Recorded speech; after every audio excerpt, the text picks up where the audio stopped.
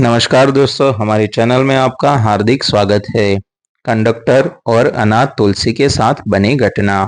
मध्य भारत से होकर गुजरने वाला एक पुराना बस रूट था, जहां हर सुबह धूल उड़ाती सड़क पर सरकारी बस खड़ी मिलती थी और उसी बस के साथ जुड़ी थी कई अनकही कहानियां। उन्हीं कहानियों में से एक कहानी थी कंडक्टर महेश राठौड़ और एक अनाथ बच्ची तुलिका की, जिसे लोग प्यार से कभी तुलसी कह देते थे तो कभी अरे ये तो वही अनाथ बच्ची है कहकर नजरअंदाज कर देते थे। महेश राठौड़ उम्र के 40वें साल में था। सिर के बाल सफेद होने लगे थे, लेकिन आंखों में अब भी जिम्मेदारी की चमक थी। वह पिछले 15 साल से उसी रूट पर बस का कंडक्टर था। टिकट काटना, लोगों को चढ़ाना उतारना, ड्राइवर से तालमेल बैठाना और हर दिन घर लौटकर माँ की दवाइयों का इंतजाम करना, यही उसकी जिंदगी थी। न बहुत सपने थे और न बहुत शिकायतें। उस रूट पर एक बस स्टैंड पड़ता था, चंपानगर, जहां रोज शाम को एक छोटी सी लड़की बस के पास खड़ी मिलती थी। मैले कपड़े, उलझे बाल, आंखों में भूख और चेहरे पर एक अजीब सी शांति। वह कभी भीख नहीं मांगती थी, बस चुपचाप बस को देखती रहती थी, जैसे किसी अपने का इंतजार कर रही हो। शुरू में महेश ने ध्यान नहीं दिया, लेकिन कई दिनों तक वही चेहरा देखकर वह ठिठकने लगा। एक दिन जब बस देर से रुकी और यात्री कम थे, महेश ने उससे पूछा, तू रोज यहाँ क्यों खड़ी रहती है? लड़की ने सिर झुका लिया और बहुत धीरे से बोली, बस अच्छी लगती है। इतना कहकर वह पीछे हट गई। महेश को अजीब लगा, लेकिन उसने ज्यादा नहीं पूछा। अगले दिन उसने सोच बचा हुआ एक समोसा दिया। लड़की ने पहले मना किया, फिर डरते डरते ले लिया और भाग गई। धीरे धीरे महेश को पता चला कि उस लड़की का कोई नहीं है। गांव वालों ने बताया कि कई साल पहले उसके माँ बाप किसी दुर्घटना में मारे गए थे। तब से वह मंदिर के पास, कभी किसी दुकान के बाहर, तो कभी बस स्टैंड के कोने में सोती है। लोग उसे तुलसी कहकर बुलाते थे, क्योंकि वह अक्सर मंदिर के पीछे लगे तुलसी के पौधों के पास बैठी रहती थी। महेश का मन उस बच्ची में अटकने लगा, शायद इसलिए कि उसके अपने घर में भी एक खालीपन था। उसकी पत्नी कई साल पहले बीमारी में चली गई थी और कोई संतान नहीं थी। वह बच्ची उसे किसी खोई हुई चीज की याद दिलाती थी, लेकिन वह समाज की सीमाएं भी जानता था। कंडक्टर होकर एक अनाथ बच्ची की जिम्मेदारी लेना आसान नहीं होता। एक दिन बारिश हो रही थी। बस स्टैंड पर पानी भर गया था। महेश ने देखा कि तुलसी ठंड में कांप रही थी।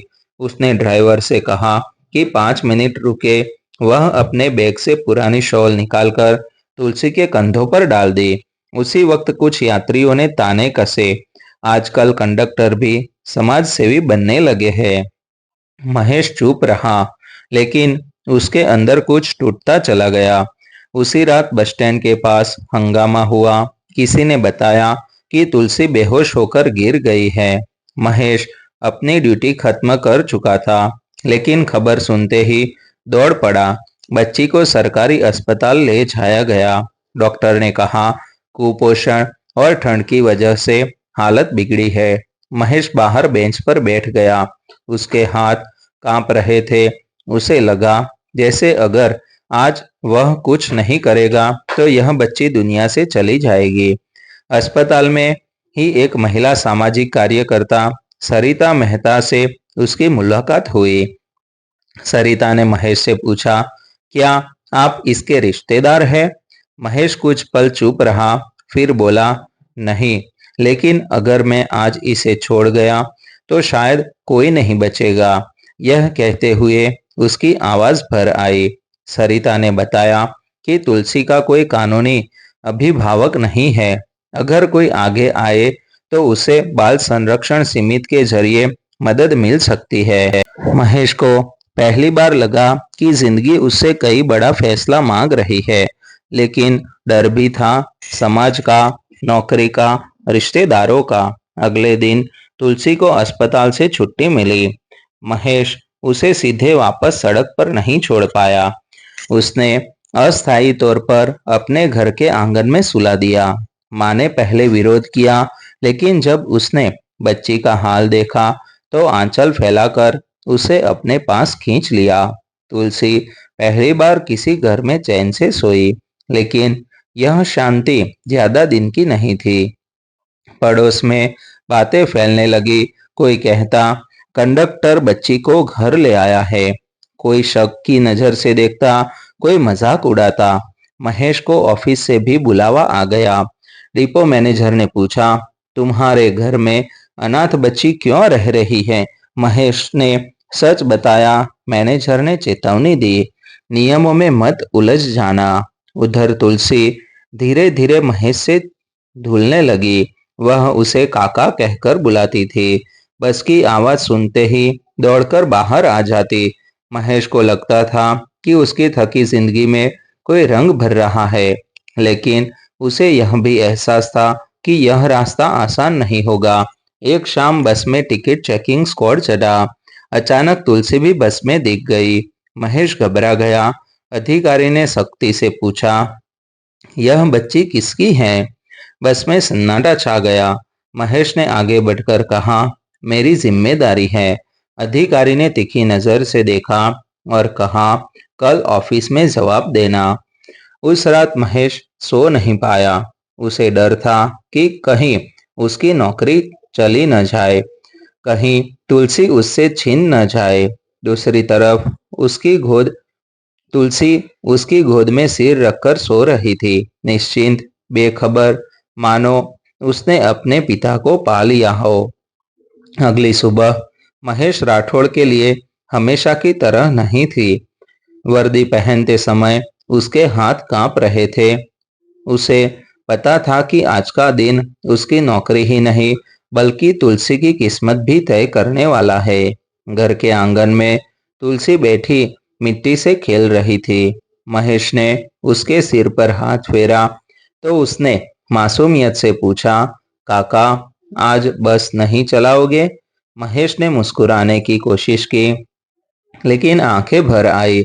डिपो ऑफिस में माहौल सख्त था। अधिकारी, रजिस्टर और नियमों की बातें चल रही थी। महेश से पूछा गया कि उसने बिना अनुमति बच्ची को बस में क्यों चढ़ाया, घर क्यों लाया। महेश ने सिर झुकाकर कहा, साहब, अगर मैं उसे उस रात नहीं लाता तो शायद आज वह जिंदा नहीं होती। कमरे में कुछ पल चुप्पी रही। कोई भी नियम इस जवाब का सीधा सामना नहीं कर पा रहा था। उसी समय सामाजिक कार्यकर्ता सरिता मेहता भी वहां पहुंच गई। उन्होंने बाल संरक्षण समिति की रिपोर्ट दिखाई और बताया कि तुलसी पूरी तरह अनाथ है और अस्थायी संरक्षण में महेश का नाम दर्ज किया गया है। अधिकारियों को पीछे हटना पड़ा। डिपो मैनेजर ने सख्त आवाज में कहा, नौकरी पर असर नहीं पड़ेगा, लेकिन नियमों के तहत ही सब करना होगा। महेश ने राहत की सांस ली। तुलसी को औपचारिक रूप से एक सरकारी बाल गृह में रखा गया, लेकिन महेश को उससे मिलने और उसकी देखभाल करने की अनुमति मिल गई। यह महेश के लिए आसान नहीं था। हर शाम ड्यूटी के बाद वह सीधा बाल गृह जाता। तुलसी दौड़कर उसे लिपट जाती और कहती, काका आए। उस एक आवाज को महेश को अपने सारे थकान का इलाज मिल जाता। समय के साथ महेश ने तुलसी को स्कूल में दाखिल करवाया। पहली बार उसने किताब पकड़ी, यूनिफॉर्म पहनी और आईने में खुद को देखा।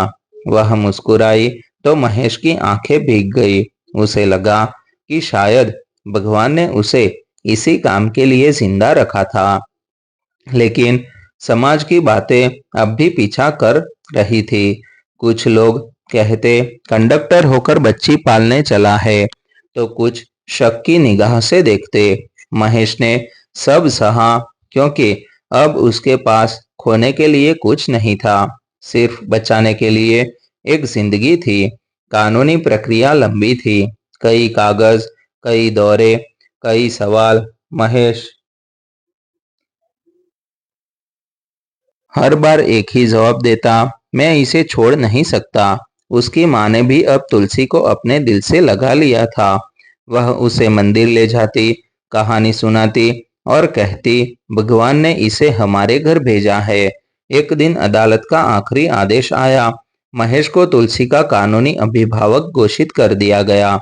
उस दिन महेश ने पहली बार तुलसी को गोद में उठाकर सबके सामने कहा, अब तू अकेली नहीं है। तुलसी ने उसके गले में हाथ डालकर कहा, अब मुझे डर नहीं लगता। साल बीतते गए। महेश अब भी वही कंडक्टर था, लेकिन उसकी बस में अब सिर्फ यात्री नहीं चढ़ते थे, उम्मीद भी चढ़ती थी। लोग अब उसे सम्मान से देखते। वहीं बस स्टैंड जहां कभी तुलसी अकेली खड़ी रहती थी, आज वहीं से वह स्कूल बस पकड़ती थी। कहानी किसी चमत्कार की नहीं, यह कहानी थी एक आम आदमी की जिसने नियमों से पहले इंसानियत चुनी। एक कंडक्टर और एक अनाथ बच्ची की, जिन्होंने मिलकर साबित कर दिया कि खून का रिश्ता ही सब कुछ नहीं होता। कभी-कभी एक टिकट काटने वाले हाथ किसी की पूरी जिंदगी का सफर तय कर देते हैं। दोस्तों, ऐसी कहानी सुनने के लिए चैनल को लाइक और सब्सक्राइब जरूर करें।